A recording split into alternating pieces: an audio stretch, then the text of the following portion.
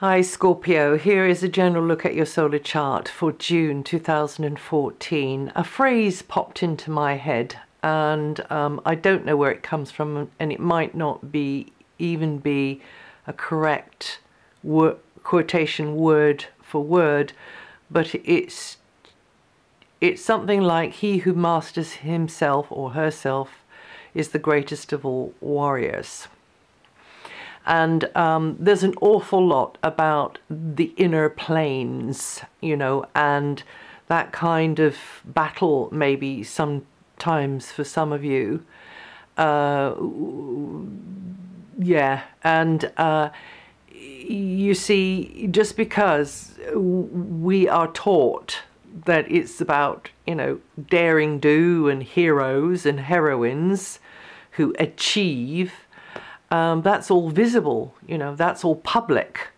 But there's an awful lot here about what isn't visible, which is very personal, confidential, inward. So from the 21st, you're in a gear shifting phase. You're going from one stretch of road to the next, and there's a lot about instinct this month. Really, really like that tarot card with the lantern held up in front of the hermit, and he's just feeling his way forwards, you know. And who better to do this than an instinctive, psychic, sensitive Scorpio who has such strong willpower and inner, sort of almost like inner vision, and also very, very penetrating perception. If you tap into it, it's there. And you could be weighing things up, very much weighing things up, and just moving forwards in that almost, I dare say, blind, intuitive kind of a way. And until the 17th, your mind could be focused more on those from a distance, or getting educated on something, teachings, and very much benefiting from the wisdom of these teachings, or it may be indeed consulting with somebody who is a specialist in some area or other. This could be a good time for you to refresh your mental palette, very much so. Get second opinions, third opinions, fourth opinions if you need to, or just become more enlightened, you know, in a field of interest or study, or it can be travel. You know, some of you might be anything which will give you a breath of wind from further afield is a very, very good idea, and give you a different slant on things. A great time to beat the drum on something too. And I say a great time, actually, it's probably not great because, but it's pretty good. But it's not great simply because Mercury is turning retrograde on the 7th, and it's still a good time. It's just that it might take longer. Anything to do with what I've just been saying could just be more protracted, and just take a little bit longer, or you might have to rethink. You might have to go back and on something and come at it in a different kind of a way.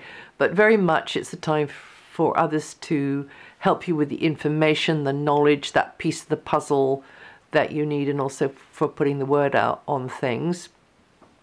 Until the 24th, for nearly the whole month actually, Venus is very strong in her favorite place, and that means that's going to give a boost to all close relationship affairs of the heart. Are very much favored.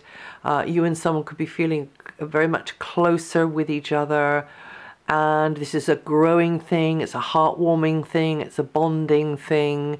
And that can, you know, warm the cockles of your heart. It can also mean, in a professional sense as well, that you and someone are liaising well together, you're teaming up well, you can do business together well. It might be just a one person, or it can be a number of people.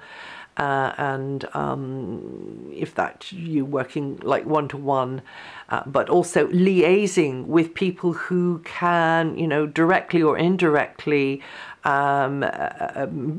benefit you materially. So in other words, help you make money. So that's another way that this can be working. But you and another can be very much smiling and enjoying the good things of life together. Venus does go over Saturn on the 12th, so that wouldn't be the best idea for anything to do with money, or you know, there might be a little bit of a glitch there in one-to-one relationship there, but it's very fleeting. And then Venus goes over Jupiter around about the 16th, 17th. That could be, you could count that in for the 16th, 17th, 18th there. That's really nice. It's a lovely expansive energy. That's a time when you could be making money. You could be really enjoying the company of certain others there. And also it's expanding you into some sort of new sort of area, maybe. From the 17th, then Mercury has gone all the way back into Gemini, and that is lighting up the communications area. Rather, it's lighting up an area to do with strategies and plans, and so communications should become more strategic. More research involved maybe, or just this deeper kind of awareness, this instinctive way forwards. It's kind of almost like not thinking. It's just kind of being led, not by the nose, I don't mean that, but just by your intuition.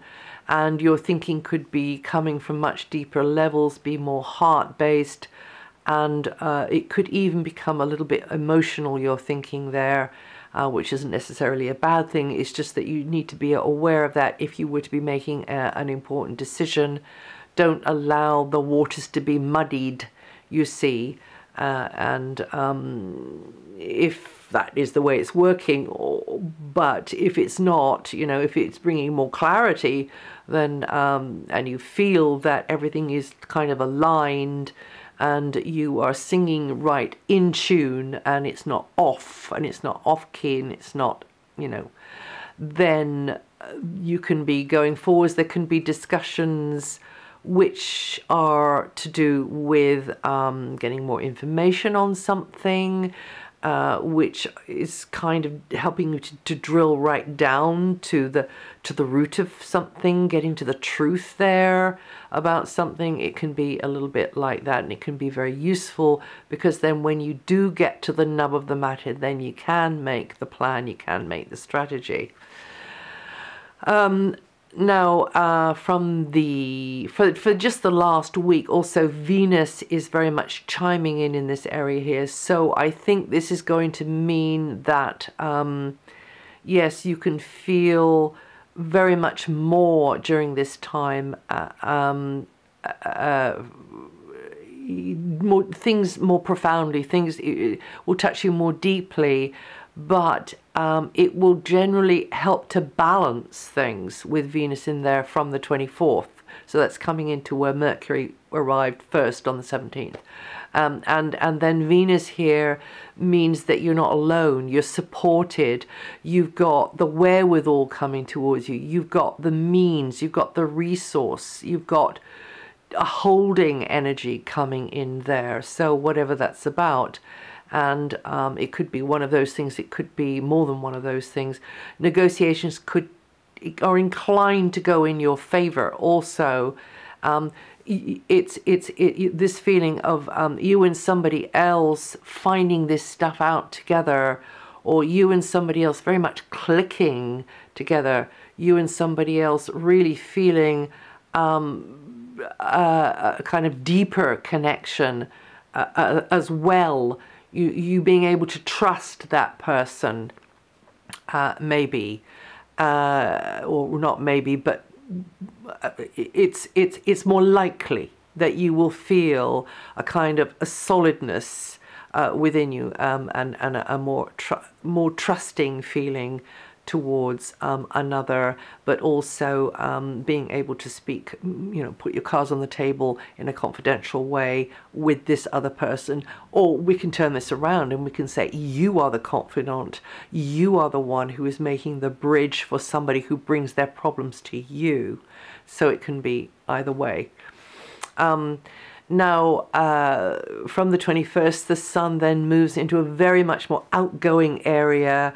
That's you feeling like you can shake off the cobwebs a little bit. You're not so turned in on yourself. However, Mercury and Venus are still in quite an introverted area that until that's next month, July. But at least the sun is coming out, and then that balances that out a little bit more, because you've got one eye looking out and one eye looking in, and you see, but then you begin to see the bigger picture. You begin to get the overview. It begins to make sense. It falls, just starts to fall into place. And you can get this feeling of fresh potential, fresh possibility, reaching out further for information, reaching out further to broadcast, to beat the drum, to put the word out. And travel is very much on the cards here. Travel, the distant horizons could be very, very emphasized in your life. You could just be making plans about it, but it's very emphasized. In the current Saturn cycle, you may or may not know you have this very challenging energy of the planet Saturn in your sign, and this means that turns of events will gradually help you to learn how to take life more seriously, maybe, but also your responsibilities in life more seriously, your responsibilities to yourself, to your own I hesitate to use the word destiny, but to your own path in life, but also to nearest and dearest and other things that you have responsibility for, and concentrate, be far more concentrated. It's a bit like teaching my grandmother to suck eggs, isn't it? Telling a Scorpio to be more concentrated, because you can be very focused. You're one of the signs that can do this, but be more concentrated in maybe a more consistent, long-term, looser kind of a way. Not so intense. If it's not exactly like that, it's no good. Not so black and white. That's what I'm trying to say. But through adversity, you will steadily build this new construction in your life from adversity. You know, it's always going to be that way with Saturn, and this is in your sign, so it can affect you personally, it can affect your physical as well. So you will from this spring up, because if there is one sign of the zodiac which is tremendously resilient, and it is the rising from the ashes like a phoenix sign, it's yours. And your sign, of course, is the sign of the snake, which sheds its skin, you know, and then is kind of transitions into this new paradigm, this new dimension. So you can do it if anybody can. And you Scorpios born near the beginning of the second decanate and the beginning, at the end of the second decanate and the beginning of the last decanate, or 16 to 19 degrees rising, is that right? Yeah, that's right. We'll feel this energy the most over this forecast period. You very much got this inner energy of Mars still in this background area of your sign, maybe you having had more to do with institutions, maybe being enclosed within or cloistered within a bubble of some kind. A lot of dynamic energy going on there, bubbling away behind the scenes. Sorry, that was just me trying to see something. Either because of others around, being very busy, lots of hustle and bustle in this cloistered environment, or indeed you being the one which is sort of cuts you off in a way. It's a bit like the monk in his cell, you know, or it's a bit like, I prefer to say, the chrysalis. So it's like the project that you're on, or just the stage of life that you've been in since late last year all the way through to late July, is you developing something within that cocoon, within that chrysalis. And then, of course, when Mars comes into your sign, this will just be the butterfly, you know, flying out. Or as I said before, the snake coming out of its skin, and in this beautiful, shiny, bright new colors of its new skin. But Mars in that area there does mean you're there as a support. You're there as a prop, you know, for others. You're there to put yourself at the disposal of others, but also you're there to definitely in the wings. You're in the wings. Whatever it is you've been about during this long phase of this very background position of Mars is going to come out and be introduced to the world and presented center stage from when Mars comes into your sign. That will be the beginning of it, and that will be late July. But you've had to put up with a lot. You've had to work alone. You've had to tolerate things within yourself. There's been a lot going on within you, a lot of hot feelings sometimes going on within you, feeling as though you're failing, feeling as though you're falling down, feeling fed up. So the 3 F's: failing, falling down, fed up. But also there is this amazing resilience in you, and this has been, as I said at the beginning, a time for inner battles. But you are going to be coming out the other side, and it is going to be, you know, way down in your past, way down there in the distance, because it's going to become history. So do as well with it as you can now, with the long Saturn transit and the Mars transit. Saturn leaves there end of this year, except for very late Scorpios, who will feel it just a little bit coming in again over 3 months or so in 2015. And Mars here underpins practices like meditation, like using art, using yoga, and any of those practices which are to do with mindfulness, which is to do with alignment, which is to do with calming, which is to do with taking yourself out of maybe this kind of material, physical dimension altogether, and really getting absorbed in things that allow you in a way to transmute and transform into something else, and also to create wonderfully from that place there, because it's a place of imagination, and it's the place of dreams, and it's the place of being able to tap into your roots, your spiritual roots. And you Scorpios born in the end of the first decanate and the beginning of the second decanate, or 8 to 17 degrees rising, going to feel that energy the most this month. And then, of course, we've got Mars actually rolling forwards and getting you into gear with things, but you will have to remain flexible regarding the methods or equipment, or this, or just the technical side of things, just because everything is fluid, everything is changing in that area there, and you just have to sort of hang loose to do with work or health matters, because it ain't over yet, sort of thing. There are other answers, there's different ways to look at this whole thing, whatever it's about. And it's a very experimental vibe going on there, and it's a very innovative, unconventional vibe going on there. So it's like not all done and dusted at all, whatever it's about. You still have to allow for upgrading and updating to be happening all the time in that area there.